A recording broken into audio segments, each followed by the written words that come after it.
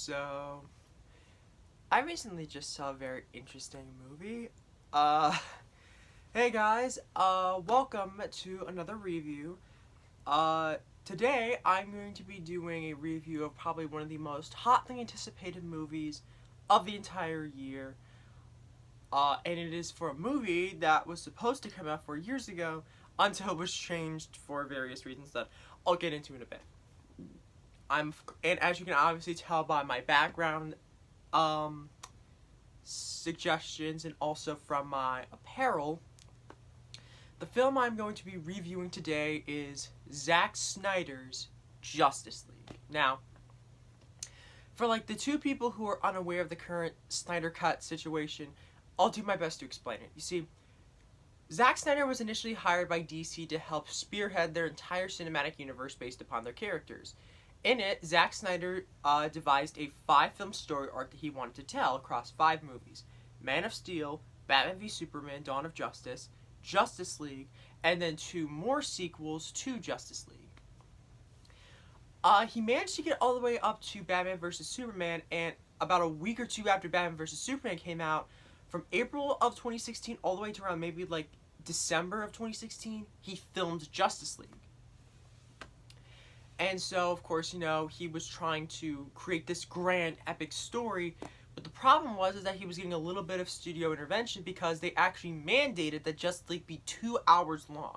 I'm not joking, that was an actual thing that happened. And Zack's response is like, how on earth am I going to be able to tell this story in which I not only have to introduce 3 brand new characters to the DC Universe, but also a big invasion, a big villain, and also set up all these other stories to tell in this universe in just a span of 2 hours? Obviously, they attempted to do it in a theatrical cut, but it failed. Speaking of which, there's a reason why the theatrical cut turned out the way it did. You see, in March of 2017, Zack's daughter, Autumn, tragically took her own life. And because of that, Zack tried to work through it for a little while to just ignore it, but he just couldn't do it. And so, in May of 2017, Zack officially stepped down from the production of Justice League alongside his wife Deborah, who was a producer on the movie, in order to properly mourn the loss of their daughter and also to spend more time with their family, which is completely understandable, and it's so hard for me to believe the fact that that actually did happen, but it did. Now, you think what the studio would have done is that they would have given Zack the proper time to grieve, and they would have delayed the release of Justice League to accommodate that, and they would have it so that way he could be able to finish the movie, in a little bit. But because Warner Brothers wanted to stick with their November 17, 2017 release in order to be able to achieve year-end holiday bonuses, and because they were worried the fact that an oncoming merger with AT&T would shut them down, they instead got Joss Whedon to come on down, write and directed several reshoots of Justice League, and fundamentally changed the entirety of what Zack initially wanted to do with that film. And we all know what ended up happening there. A good example would be the awful CGI removal of a mustache that Henry Cavill had. Now, obviously, of course, because of that, people weren't really too happy about the final product, Justice League. And people were like, wait, how is this even... Wait, but what about all those scenes that were in the trailers? Like, where's the scene in which Cyborg's like, I heard about you, didn't think you were real. And then Batman goes, I'm real when it's useful. Or what about the scene in which Cyborg jumps in front of like what appears to be like a tank or whatever, and he just goes to somebody's like, you should probably move. Like, what happened to all of those scenes that were just cut from the movie? Well, those were all actually a part of what Zack initially wanted to do with Justice League before they ended up getting left on the cutting room floor by the studio. Now, ever since that happened, fans have been demanding that Warner Brothers release a Snyder cut of Justice League because they very much viewed this very similar to, obviously the circumstances are very different, but the general idea is that it's very similar to what happened to Richard Donner on Superman 2, in which he was hired to do 2 Superman movies. However, after he finished production on the first one, the film's producers, the Soul Kinds, fired him, replaced him with Richard Lester, who reshot 75% of the stuff that Richard Donner had already done. And then eventually, of course, it resulted in something very different from what Richard Donner initially wanted to do. And then eventually, 26 years later, in 2006, they released Superman 2, the Richard Donner cut. So it's like, well, why can't we just get the Snyder cut of Justice League? And for many, many years, people were demanding that Warner Brothers just grow a pair and just release the Snyder cut. And this wasn't just a group of passionate fans. Like, a lot of other famous individuals, like Kevin Smith, Stephen S. DeKnight, who's a famous film and television producer, and even famous comic book writers like Jerry Ordway, Robert Kirkman, Rob Liefeld, they started joining in too. Even members of the Justice League cast and crew began to join in too, like Ray Fisher demanded its release, alongside Jason Momoa, Ciarán Harris, who played Steppenwolf in the movie. And even on the film's 2-year anniversary of its theatrical release, even Ben Affleck and and Gal Gadot both tweeted #release the Snyder Cut. And then eventually, during a watch party of Man of Steel, Zack Snyder revealed during a Q&A section that in 2021, HBO Max would be releasing his version of Justice League exclusively on their service. So after all that time, Zack would finally get a chance to complete Justice League the way he wanted to. This is big news because really when you get down to it, this is really one of the first ever times that we've really seen an entire fan movement help get an entire film released. Sure, the fan reaction, of course, has had similar effects on other projects. Like, if it wasn't for the fan reaction to the Sonic the Hedgehog trailer, then we wouldn't have gotten that incredible redesign. It was because of that fan reaction and love that we ended up having Spider-Man come back to the MCU after he temporarily left. But this is an instance in which we are having an entire movie be released that has never been seen before, largely. And I'm like, this could be really intriguing.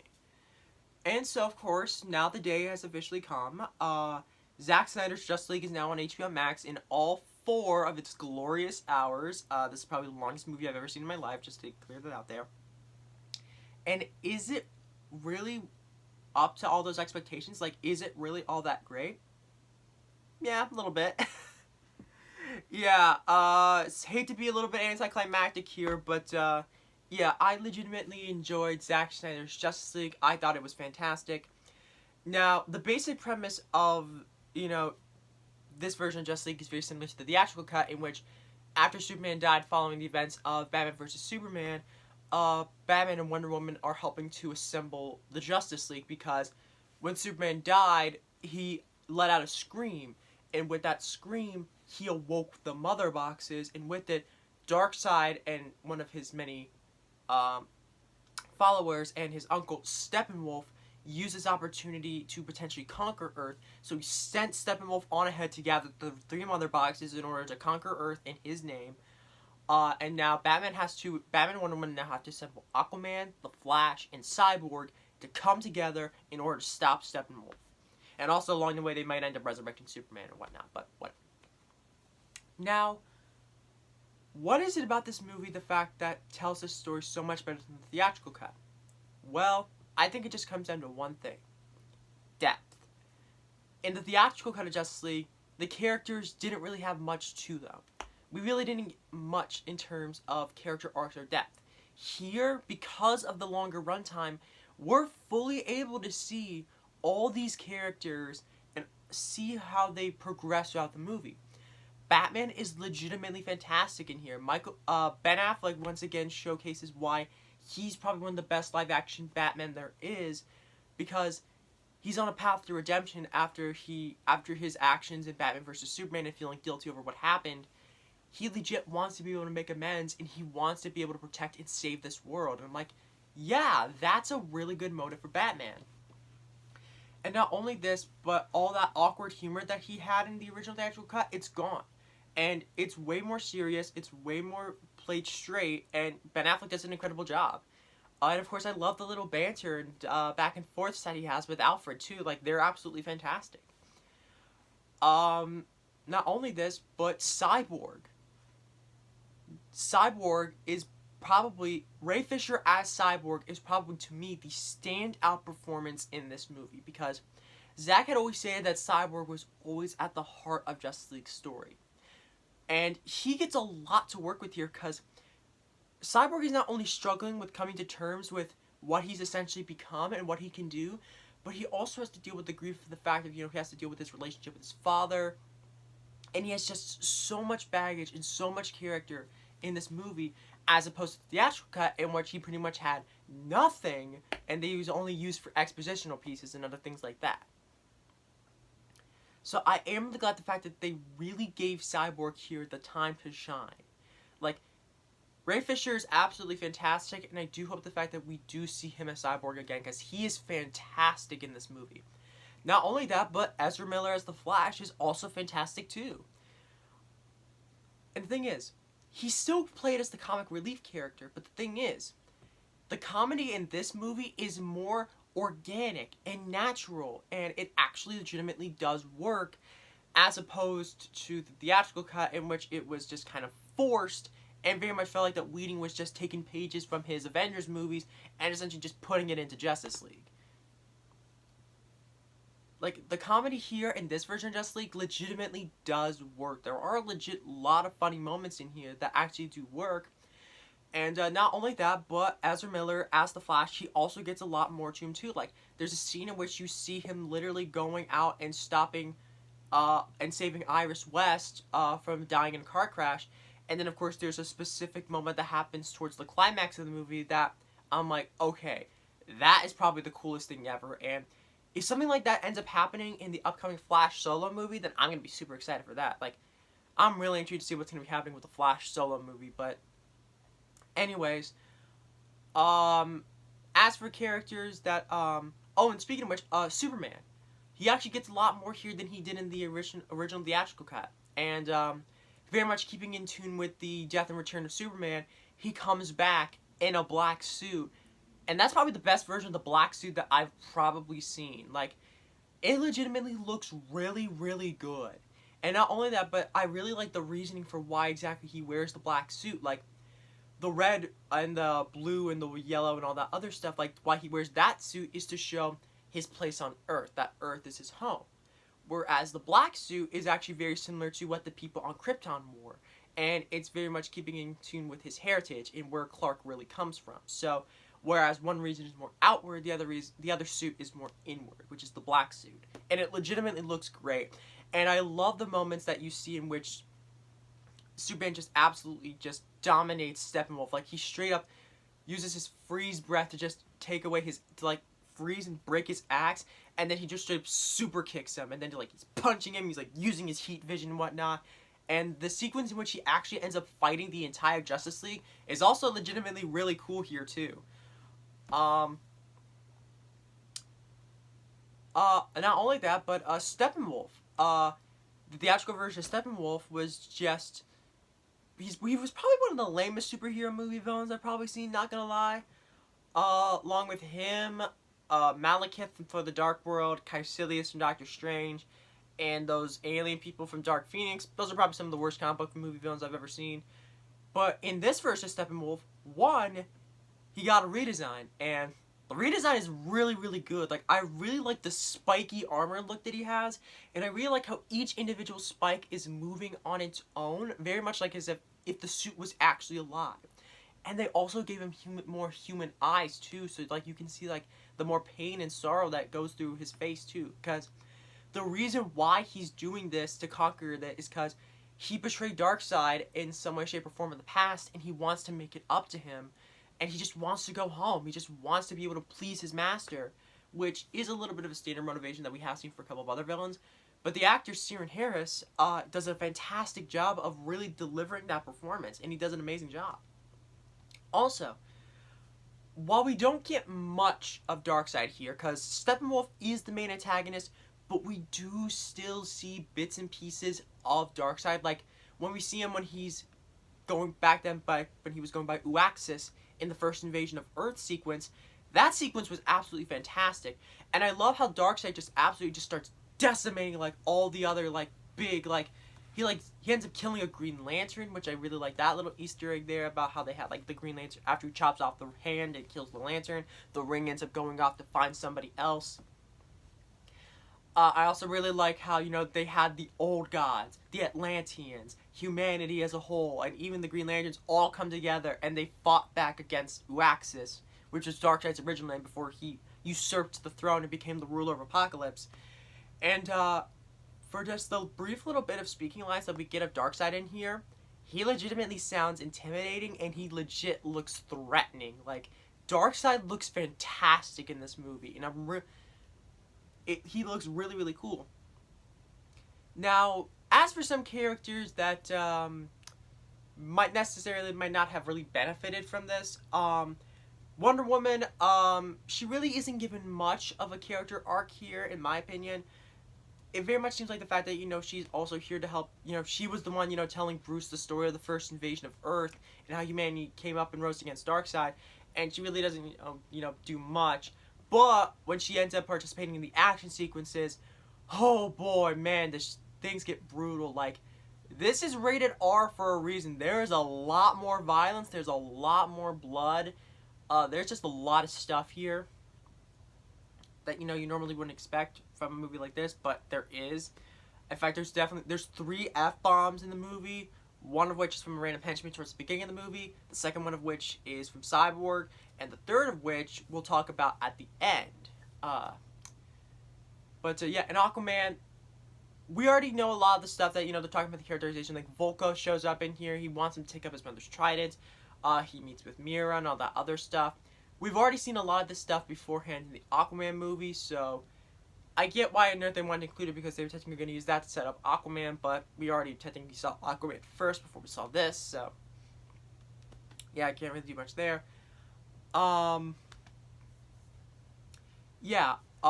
only, but back on the positive side, the action sequences are absolutely fantastic. Like, Zack Snyder really knows how to do some really great action sequences, and I particularly love that one moment in which it's slowed down and you see the entire league together. It's like, that feels like that feels like a splash page like that you'd see in a comic book. Like, it legit looks really awesome, and just the visuals in general just absolutely look fantastic.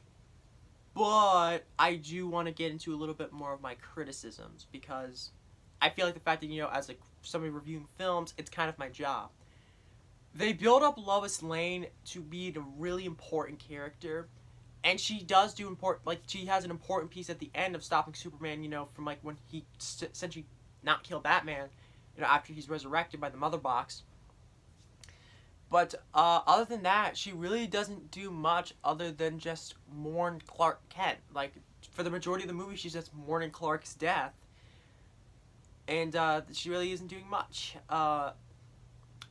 And they do set her up that she's probably going to be really important in future storylines, but regardless of those future storylines actually come to pass, is a little bit up in the air at the current moment, but once again, we'll get to that at the end.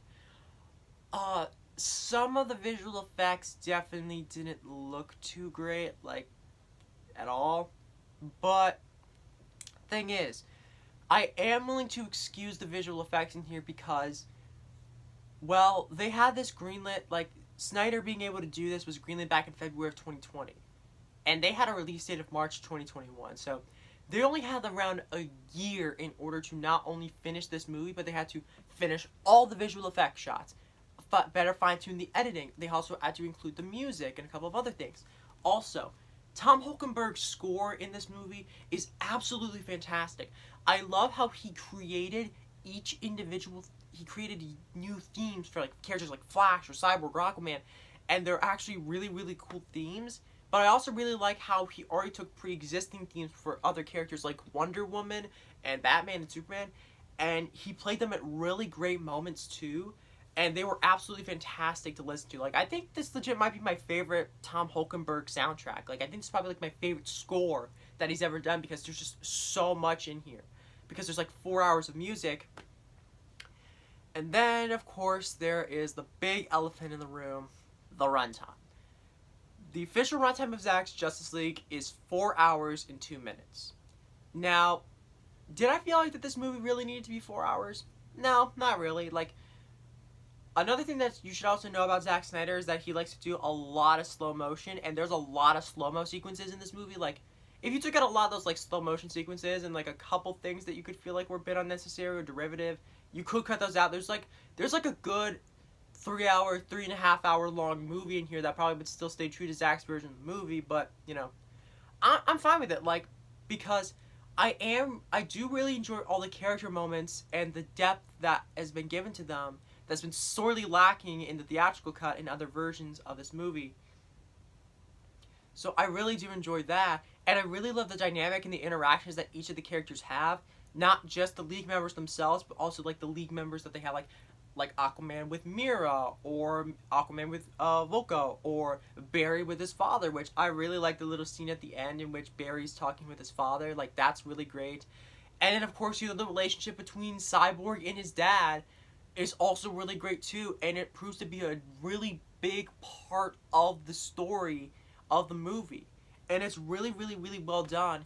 And I'm so glad, and I'm so happy with the fact that Ray Fisher is getting his chance to shine here, because it really was a shame the fact that pretty much all of his character stuff was just left on the cutting room floor and never included in the theatrical cut, and it just makes me so mad, because it's like, why didn't you cut any of this out? Because this is really fantastic stuff.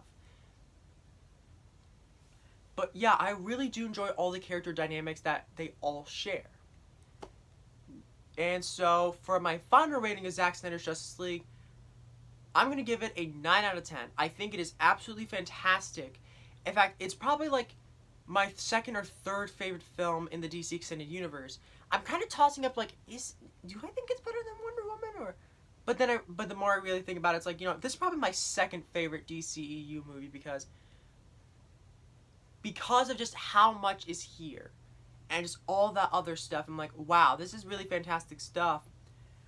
And of course, you know, still my personal favorite DCEU movie is still Shazam. But I still really, really loved Zack's version of Justice League. I thought it was absolutely fantastic. So I'm going to give it a 9 out of 10, as I already previously stated. I think it's fantastic. I think you guys should all watch it for yourselves and make your own opinions on this. Don't just listen to mine. But yeah, so with great characters, a greater amount of depth, fantastic action sequences, and the consistency of one vision from the director Zack Snyder, it really is able to deliver on what the theatrical cut was sorely lacking. Now I can talk about the more spoilery stuff that I want to do. So the movie ends, well, technically after there's 6 parts to it, and then there's an epilogue at the end.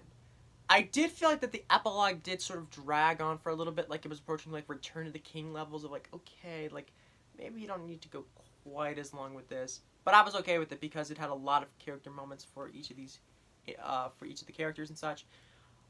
But there are 2 scenes in particular that I do want to talk about. The first scene is you see Lex Luthor on a yacht meeting with Deathstroke, played by Joe Manganiello. Now, initially, the scene here was actually meant to set up Ben Affleck's solo Batman movie, because it's here that Lex reveals to Deathstroke that if you want the Batman, here's something that you will need. His name is Bruce Wayne. You see, and then Deathstroke's like, huh, you know what? I guess I do have something to celebrate now. Now, initially the idea was that it was going to set up Ben's version of the Batman, in which he would have actually had to face off against Deathstroke, and it would have been primarily set within Arkham Asylum. However, due to the fact that, you know, Ben Affleck he stepped down from the role of Batman, you know, after the really bad production, like after the reshoots of Justice League and a ton of other stuff at the time, like he's like, I can't keep doing this to myself. I think he even showed the Batman script to his friend, and his friend was like, you know, I think this is really great, but you're probably going to drink yourself to death if you do this again. So that's why he stepped down. And of course, now we're getting the Batman with Robert Pattinson, which I'm really happy about, but I still would have loved to have seen what Ben's version of the Batman would have been like. And then there's a second sequence. Now, I should also mention that all the footage that is seen throughout this movie was all shot back in 2016. All of this was shot except for the ending sequence here and one sequence that I'll talk about in a bit. Now, the ending sequence that we see was actually shot back in October of 2020, you know, during the COVID-19 pandemic. And we see a return to the nightmare world that we previously saw in Batman v Superman. And we see Batman, Mira, Cyborg, Flash, Deathstroke, and a surprise character that you would not have expected to have seen trudging across the nightmare world of Gotham and trying to be able to get, you know, to a safe haven and whatnot. And then, you know, Cyborg's telling me, like, we can't be out in the open, like, he'll probably find us. And she's like, and then Mira's like, good, let him find us. I'm gonna stab this through his heart for what he did to Arthur. And then Batman's trying to get Mira to calm down and have them stick to the plan. And then she's like, Who have you ever lost? Who have you ever loved that you have had to lose? And then you hear a familiar, menacing laugh. And then you see the Jared Leto Joker sitting on top of a car, rattling off all the names of the people that Bruce has loved that he had to lose, such as his mom, his father, and his adopted son. Most likely referring to the Dick Grayson version of Robin who Joker killed. And then, now, I know some people aren't really entirely too happy about the Batman and Joker scene as seen here, but I legitimately enjoyed the scene because one of the reasons why Zack shot this in the first place was because, well, if this might be my last DC movie, then I at least want to have it in which Ben's version of Batman and Jared's version of the Joker, they at least share one interaction together. And the interaction that they share together is actually really good, and it's during this exchange that we see Batman drop that last F-bomb here, in which he's mentioning about how he'll eventually kill the Joker.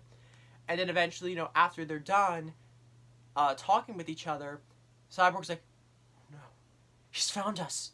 And then an evil version of Superman just drops down right in front of them, and they're all prepared to fight. And then just as he's about to kill them, Bruce wakes up. And then he's visited outside of his house by a certain John Jones, aka the Martian Manhunter, who was... Now, I mentioned about how the Nightmare sequence in another sequence was shot back in October. The sequence that the other sequence I was referring to was the revelation that Calvin Swanswick, who is played by Harry Lennox, who was in both Man of Steel and Batman vs. Superman, it actually would have been revealed here that Calvin Swanswick was actually Martian Manhunter the entire time. But Zack couldn't film that at the time because of, the production of Justice League. But he got a chance to shoot that scene with Harry Lennox, and he even got to shoot the additional scene in which you see Martian Manhunter meeting up with Batman, and he's like, Darkseid is going to be coming. The anti-life equation is still somewhere on Earth. We have to find it before he does. And then Bruce is like, okay, cool. Who are you again? And then of course, it's like, Martian Man is like, we'll keep in touch. Oh. And some have referred to me as the Martian Manhunter. And I'm like, that's fantastic. That's really great, the fact that Martian Manhunter's in this. But yeah. To close out, if they do not continue this in some way, shape, or form, I'm going to be really upset because there is a lot of storytelling potential that you have here. Like, I really want to be able to see what would have transpired in the Nightmare timeline. I want to see that movie, and then I want to see the League, their last stand against Darkseid and against the forces of evil. I'm like, I really want to be able to see that stuff, but we probably might not anymore. But hey, as Zack stated, he never thought the fact that his version of Justice League would ever be released the way he wanted to. So anything is possible. So fingers crossed the fact that we will be able to see this version of Justice League, a continuation of the Snyderverse, if you will, in some way, shape, or form. So anyways, guys, I hope you enjoyed this extra long rambling of me talking about the Snyder Cut of Justice League. Because there really is a lot to talk about here that I didn't even mention everything here because there's just so much here. So yeah, anyways, make sure you leave this video a like here. Make sure you subscribe and make sure that you hit the little notification bell to make sure the fact that you don't miss any future uploads. Yeah, so I hope you guys enjoyed this video, and my name is Owen Seiler, and I say, restore the Snyderverse!